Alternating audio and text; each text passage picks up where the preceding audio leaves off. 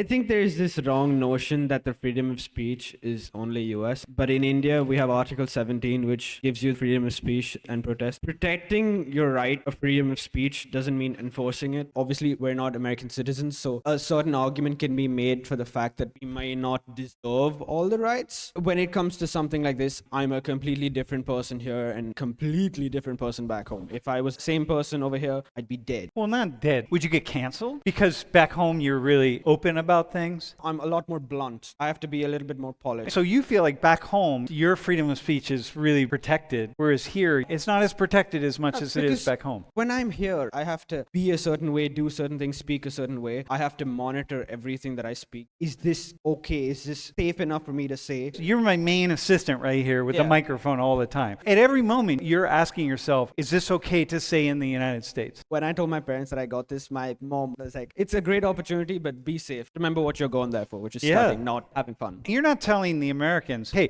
we should have the right to say whatever we want. I think that's why it makes perfect sense, because I'm not entitled to all the rights and all the amendments because I'm not an American. Yeah, I got it. Which is why I think I should be held to a higher level of conduct. When you're visiting somebody's house or you're visiting your neighbor's house, you hold yourself to a higher level of etiquette. I'm sort of a weird situation because you're in someone else's invited house. In my case, I'm American on my dad's side, but I lived my first 18 years in Panama. So I get to see basically like a divorced parent. I get to be myself in the US technically without repercussions, and I get to be myself in Panama without repercussions. Let's say I have all the rights of a citizen of the US. I can still say that the repercussions for speaking here are way higher than the repercussions of speaking in my country. Things as small as social things, like my brothers all look differently. For me, because I was even a lot heavier back then, it is very normal in the street for someone, when they call my attention, they go like, hey gordo, which means like, yo fat guy. For me, that's not an offensive thing because they're just describing me. My younger brother is a lot darker than me because of how he looks. It's a normal thing that everyone calls him like, hey negrito, which means like, a dark kid. But for him, that's a normal thing. And in Panama, that's a normal thing because they're just describing you. Stores are called chinitos that are owned by any sort of Asian person. They're not insulting this person. They're just describing the business, which might seem weird and might seem offensive here. Even as a person who has all the rights of a US citizen, it's a lot harder to monitor, even without the consequences of not being a citizen.